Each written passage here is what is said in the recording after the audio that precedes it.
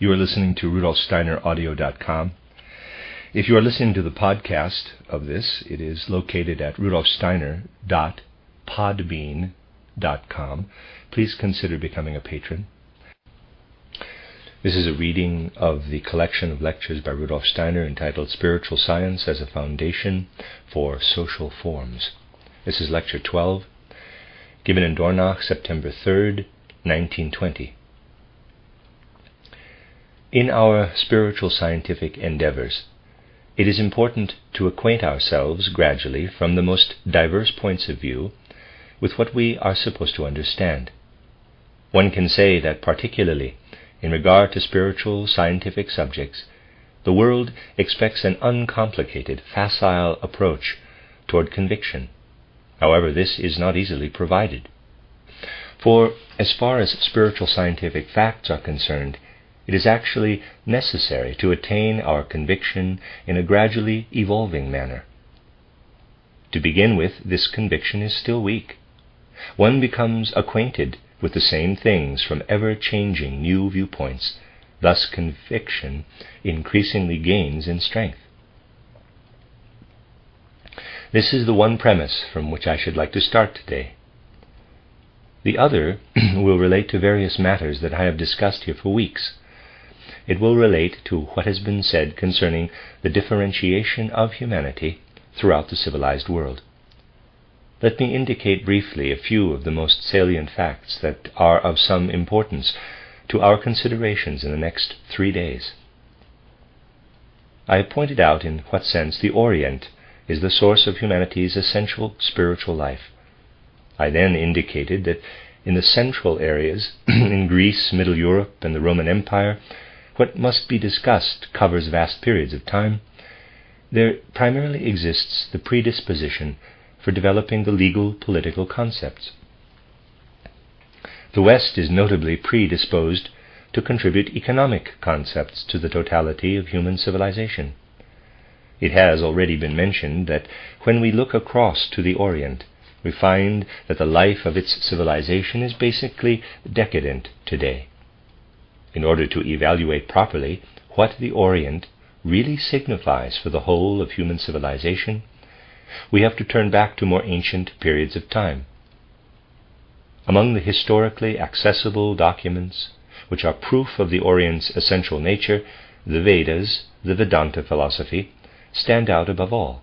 They and others are in turn evidence, however, of what was present in the Orient in still more ancient epochs. They indicate how a spiritual life was born out of a primeval, wholly spiritual disposition of Oriental humanity. Subsequently, for the Orient too, ensued the times of obscuration of this spiritual life.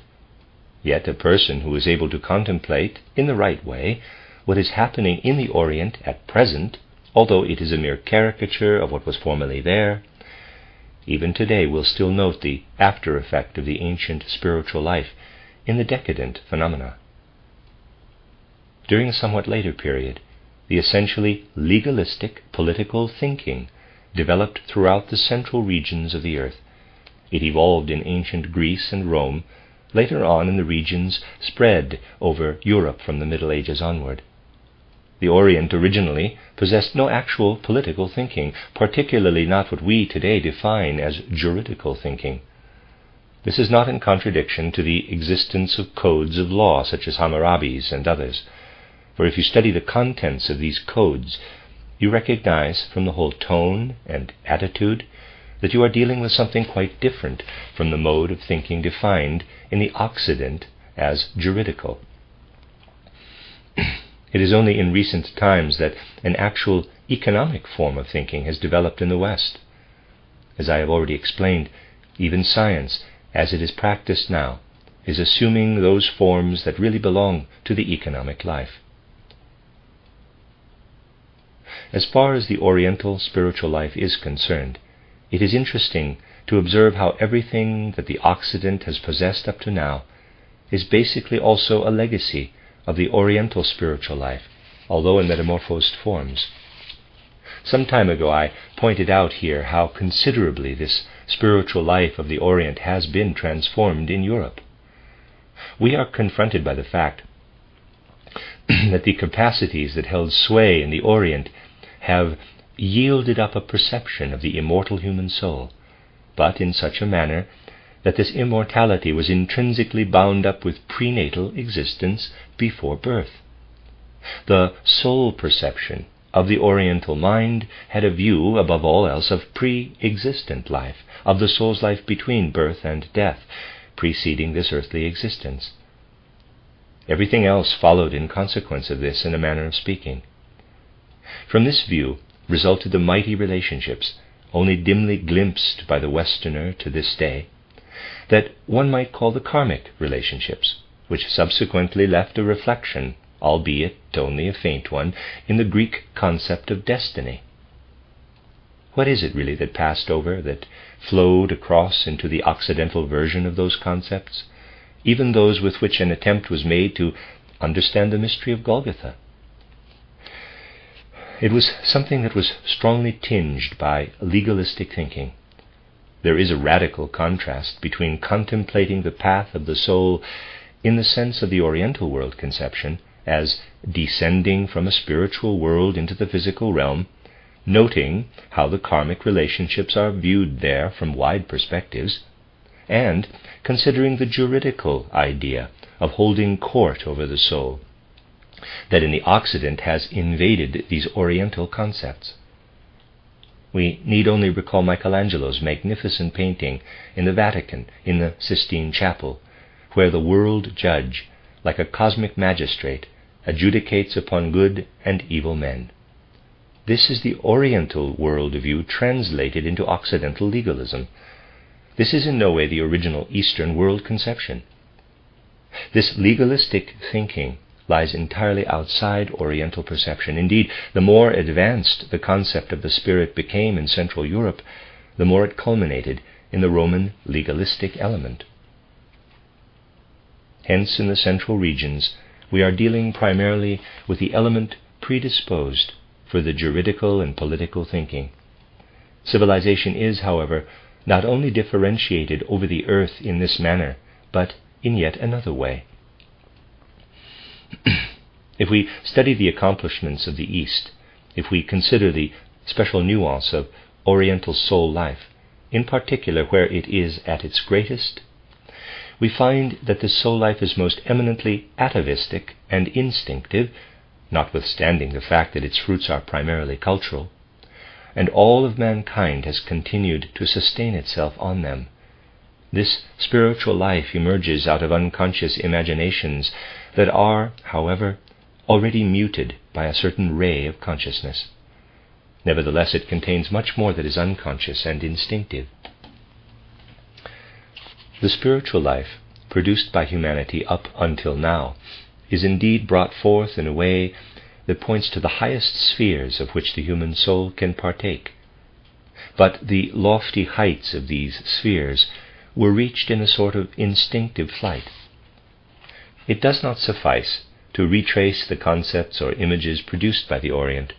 Rather, it is necessary to focus on the singular kind of spiritual and soul life by means of which, especially in its flowering time, the Oriental arrived at these conceptions. To be sure, we only gain an idea of this distinctive soul quality that I have already characterized by relating it with the life of the metabolism. If we want to have a feeling for the whole original soul structure contained in the Vedas and other texts, we simply must not overlook the fact that the Orient has reached its decadence today. For example, we should in no way confuse the mystic, nebulous manner which, despite its greatness, distinguishes Rabindranath Tagore from the true essence of Oriental soul life. For although Rabindranath Tagore possesses what has been handed down to this day of the ancient Eastern soul life, he permeates it with all manner of modern Western European affectations, and is above all an affected individual. Spiritual science must indeed lay hold of these matters step by step, and in such a way that we do not merely accept some rigidly set up concepts, but really envision the unique soul nuance involved here. Thus we find in the Orient an instinctive cultural life, permeated through and through with the trend for the legalistic and political soul life developing in the central regions. There we come to the development of the half-instinctive, half-conscious. It is most interesting to examine how a purely juridical thinking is produced from the souls of people, say, like Fichte, Goethe, Schelling, or Hegel. It is purely juridical, but it is partly instinctive, partly a fully conscious thinking, something that is, for example, the special charm of Hegel's mode of thinking. A completely conscious element only appears in the Western soul, where consciousness develops out of the instincts themselves. The conscious element is still instinctive in the Western soul, but instinctively the conscious emerges in Western economic thinking. Here, for the first time, mankind is called upon to attain to a conscious penetration of even public social affairs. Now, we come across something quite strange. One might actually recommend that those to whom it matters, for one reason or another, should now try to understand the configuration of civilized humanity's thinking by becoming acquainted with the attempts of the English thinkers to arrive at a mode of social thinking, say the attempts of Spencer, Bentham, particularly Huxley, and so on. These thinkers are indeed all rooted in the same atmosphere of thought in which Darwin was rooted. They all really think as Darwin thought, except that they try, as does Huxley, to develop a social view out of their scientific way of thinking. A strange feeling pervades us when we delve into the attempts by Huxley to achieve a social thinking, for instance, about the state, about the legal aspects of human relationships. It gives one a strange feeling. Let us suppose the following. Someone wishes to acquire a sense, a feeling for what I have here in mind, and to that end reads Hegel's book on natural rights, on political sciences, Fichte's philosophy of rights, or something else by a minor Middle European mind. Afterwards, he reads, possibly, Huxley's attempts to advance from scientific to political thinking. He would experience something like the following. He would say to himself, I read Hegel and Fichte. The concepts here are fully developed. They have strong contours and are precisely drawn.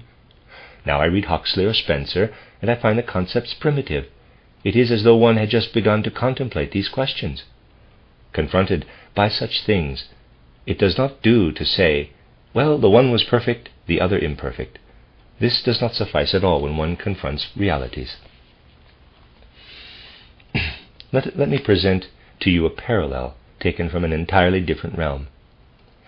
It can happen that one lectures on some spiritual scientific subject, say the former embodiment of the earth, the moon embodiment.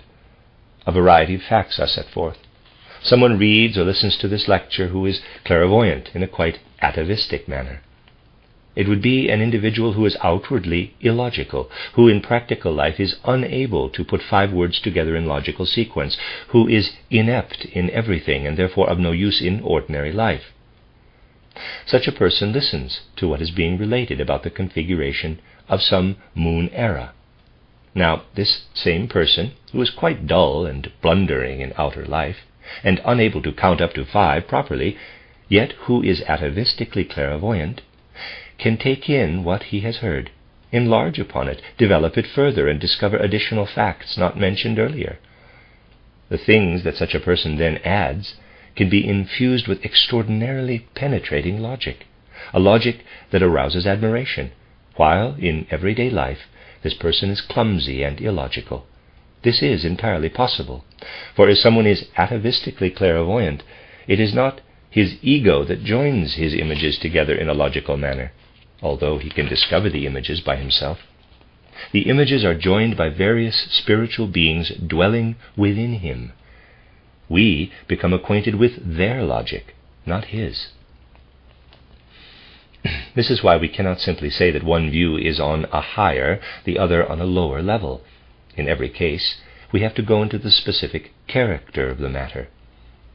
This is true here too. The views of Fichte, Hegel, and other less illustrious minds are half instinctive, only partly fully conscious ones, what arises, on the other hand, in the West as primitive economic thinking is indeed fully conscious.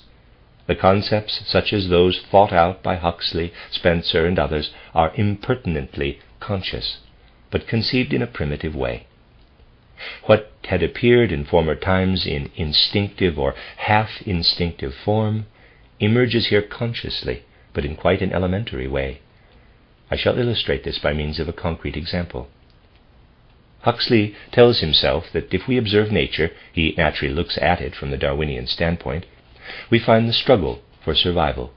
Every creature fights ruthlessly for self-preservation, and the whole animal kingdom's struggle is waged so that the naturally strong survive by annihilating the weak.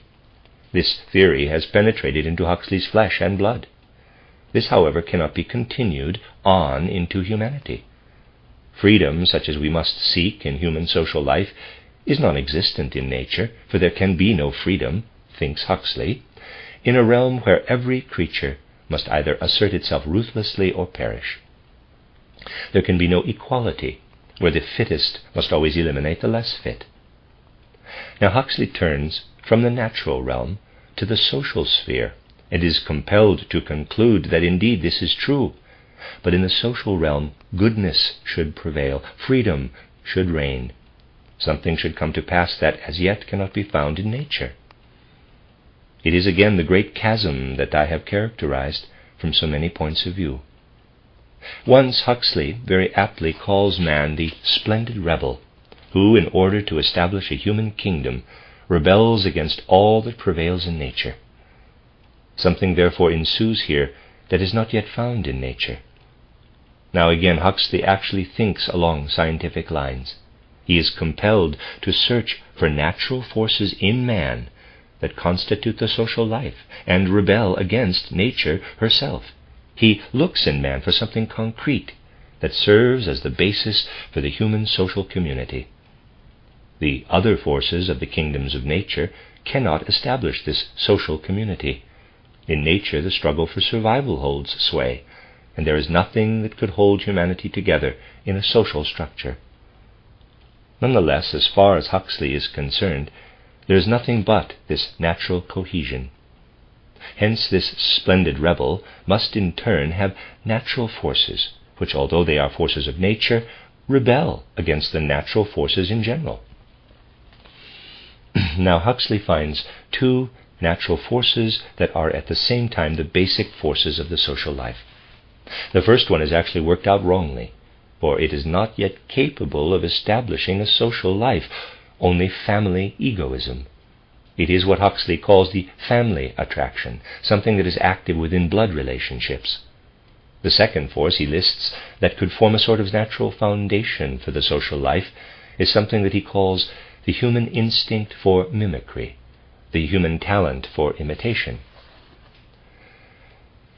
Now, there is something that appears in the human being in the sense referred to by Huxley, namely the faculty of imitation. It means that one person follows what the other does. This is the reason the individual pursues not merely his own directions, but society as a whole. The social life runs along the same lines, as it were, because one person imitates the other. This is as far as Huxley goes. It is very interesting because you know that in describing the human being we list the following: the element of imitation from the 1st to the 7th year, from the 7th to the 14th year the element of authority, the one of independent judgment from the 14th to the 21st year. All three, of course, participate in the social development. Huxley, however, stops short at the first. He is only laboring to emerge from the primitive level. He has taken hold of nothing but the force that is active in the human being only until his 7th year. We are confronted with nothing less than the fact that if the social community as envisioned by Huxley were actually to exist, it would have to exist entirely of children. Human beings would have to remain children perpetually. Thus, in envisioning the social life, Western society has in fact only advanced to the stage applicable to children. The social science striven for in full consciousness has progressed no further than this. That is most interesting. Here you can detect the primitive aspect in connection with a particular element. The West works its way out of the scientific, economic thinking and attains something in a conscious manner that has been reached in the central regions in a half-conscious, half-instinctive way on a higher level. We can actually follow up these things in detail, and they can thus become most interesting. All matters brought to light by spiritual science can invariably be followed up by means of details. It only requires a sufficiently large number of people to develop enough diligence to pursue all details of spiritual scientific matters. Is it not actually rubbed into us in this instance that something else must be present that cooperates in the social development of existence? For certainly social structures cannot be established in which only forces of imitation hold sway. Otherwise they could only contain children. Human beings would have to remain children forever, if the social life would originate only through mutual imitation. In order to arrive at something that can throw light on the primitive aspects and can also bring together East, Middle, and West, we must proceed from initiation science.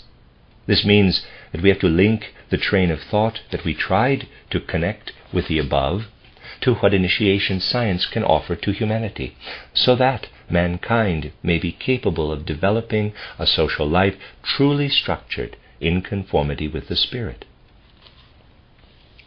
People fail to observe how the environment of the human being is pervaded with quite clearly differentiated forces.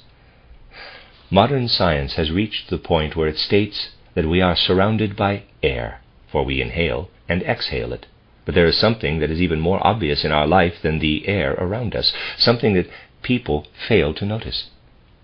Take the following simple fact, that no one today takes into consideration, yet is something that could be understood by anybody. An animal kingdom is spread out around our human kingdom. This animal kingdom includes creatures of every imaginable form. Let us picture to ourselves this whole manifold animal kingdom around us.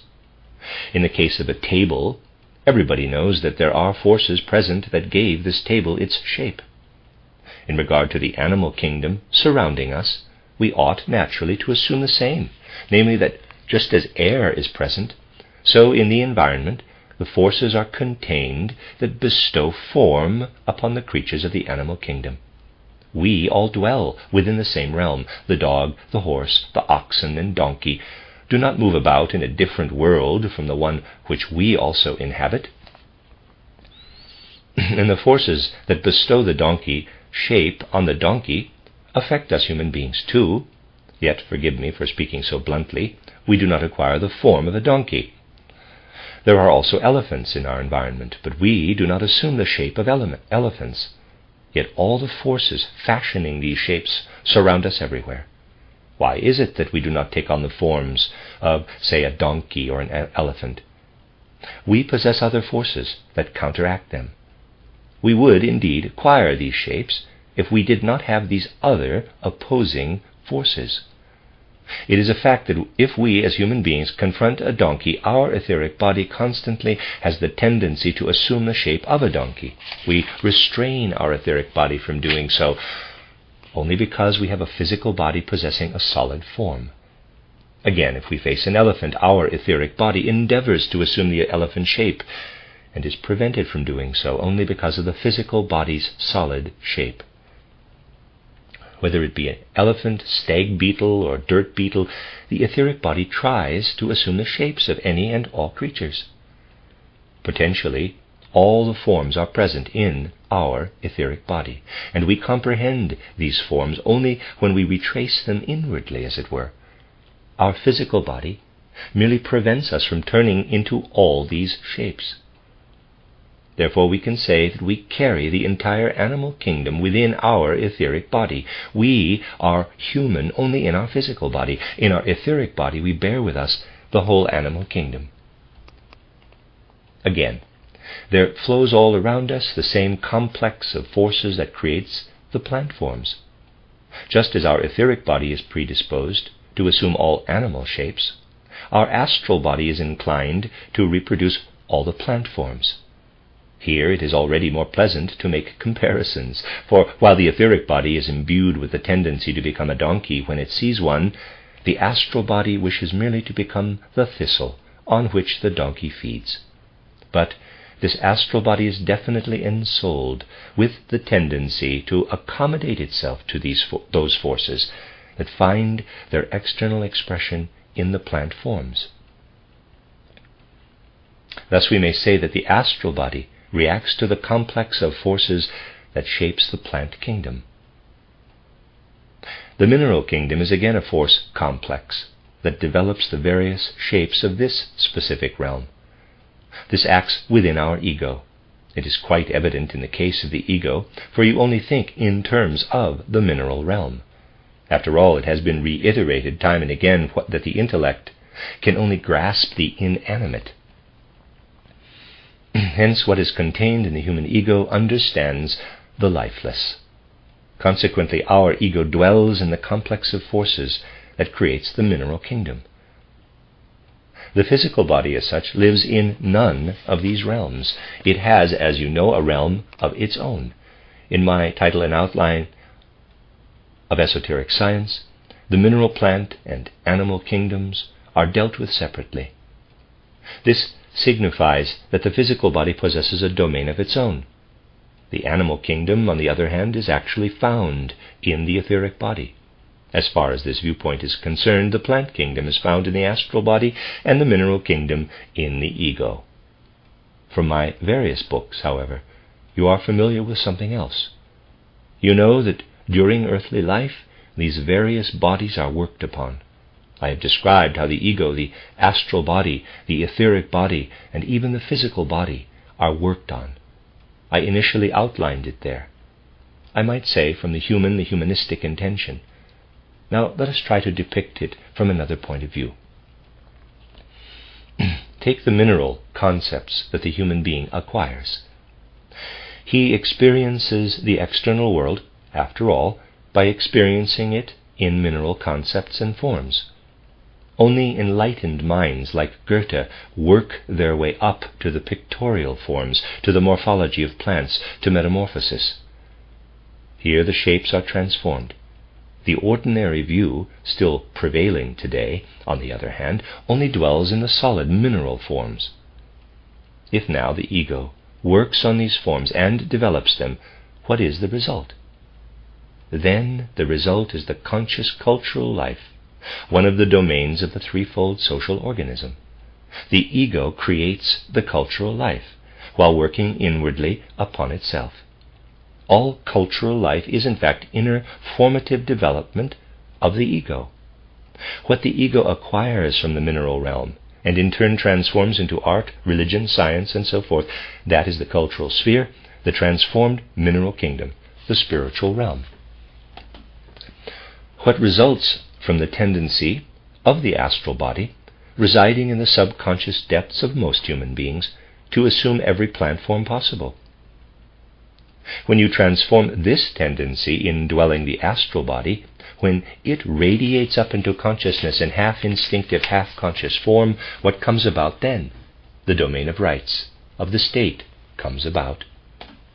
Now, if you comprehend what holds sway in the relationships between human beings, namely what is now within external life, transformed from man's experiences of animality in the ether body, then you arrive at the third domain of the threefold social organism.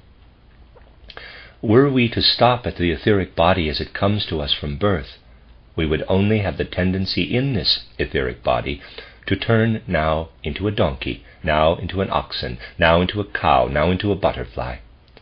We would reproduce the entire animal kingdom. As human beings, we do not merely do this, however. We also transform the ether body. We accomplish this within the social life by living together with others. When we face a donkey, our etheric body wishes to become a donkey. When we confront another human being, we certainly cannot say, without uttering a real insult, that now too we wish to turn into a donkey. This is not possible, at least not in ordinary life. Here we must change in another way. I should like to say that here the transformation becomes visible. Here those forces come into play that are effective in the economic life. These are the forces that assert themselves when a human being confronts his fellow man in brotherliness. In this way, in the brotherly confrontation, those forces are active that represent the work on the etheric body. Thus, through the work on this body, the third realm, the economic sphere, comes into being. Thus, just as man is connected on the one side with the animal kingdom through his etheric body, he is related on the other side, in the external environment, with the economic sphere of the social organism. We could say that if man is viewed inwardly, spiritually, from the physical body toward the etheric, we find the animal kingdom within man. Outwardly in his surroundings, we find the economic life. When we penetrate into the human being and search out what he represents by virtue of his astral body, we find the plant kingdom. Outwardly, in the social configuration, the life of rights corresponds to the plant kingdom. Again, penetrating the human being, we discover the mineral kingdom corresponding to the ego. Outside, in the environment, corresponding to the mineral kingdom, we have the cultural life. Thus, through his constitution, man is linked to the three kingdoms of nature. By working on his whole being, he becomes a social being. You see that we can never arrive at a comprehension of the social life if we are not in a position to ascend to the etheric body, astral body, and ego. For we do not understand man's relationship to the social order if we don't ascend like that. If one proceeds merely from natural science, one stops short at the human instinct for mimicry, the faculty of imitation. One cannot progress. In thoughts, one makes the whole world puerile, for it is the child that still retains most of the natural forces. If one wishes to advance further, one needs the insight into initiation science. We need the insight into the fact that the human being is bound up with his etheric body through the animal kingdom, with the astral body through the plant world, and with the ego through the mineral realm. We need to know that owing to his observation of the mineral world, man attains to his cultural life. That due to the transformation of the deep instincts harbored by him, and owing to his kinship with the surrounding plant world, he attains to the life of rights, of the state. We realize that these deep instincts correspond to the sphere of rights and the state. This is why at first the life of the state contains so much of the instinctive element, if it is not infused with the cultural element of jurisprudence. Finally, we have the economic sphere, which basically represents the metamorphosis of those inner experiences gained in the etheric body. Now, these experiences are not brought to the surface from within by the science of initiation, for Huxley is not motivated in any sense by initiation science to explore the connection between man and the economic life. He observes the exterior, the conditions economically present outside. The whole complex of relations between the economic sphere, the etheric body, and the animal kingdom is unclear to him. He looks at what is outwardly present. Consequently, he can certainly not advance beyond the most primitive, elementary level, the faculty of imitation. From this we realize that if people would wish to continue extracting social thinking from modern science, they would remain caught up in absurdities, and something quite dreadful would have to ensue. Over the whole earth, a social life would have to arise that would bring about the most primitive conditions. It would lead humanity back to a puerile social life. Gradually, untruth and lying would become a matter of course, simply because people could not do otherwise even if they wanted to. They would be 30, 40, 50, or even older, yet they would have to behave like children, if with their consciousness they only wanted to comprehend what is derived from science. People would only be able to develop the instincts of imitation. Even today we frequently have the feeling that only these instincts of imitation are being developed. we watch the appearance somewhere of yet another reform movement of a radical nature. It really only contains the instincts of imitation derived from some university Philistine. Much of what today looks most illustrious, when given the polish derived from the customary falsehoods, would appear very different in the light of initiation science. Modern comprehension of the world, however, is limited to what can be seen in the light of the concept of imitation, unless one is willing to advance from ordinary official science to the science of initiation, the science that draws its substance from the inner impulses of existence. Thus I have tried to show you how the aspects that are lacking in the present, the very aspects through which it becomes evident where the present age must remain stuck because of its inability to penetrate reality, can be fructified and illuminated by the science of initiation. The end of Lecture 12.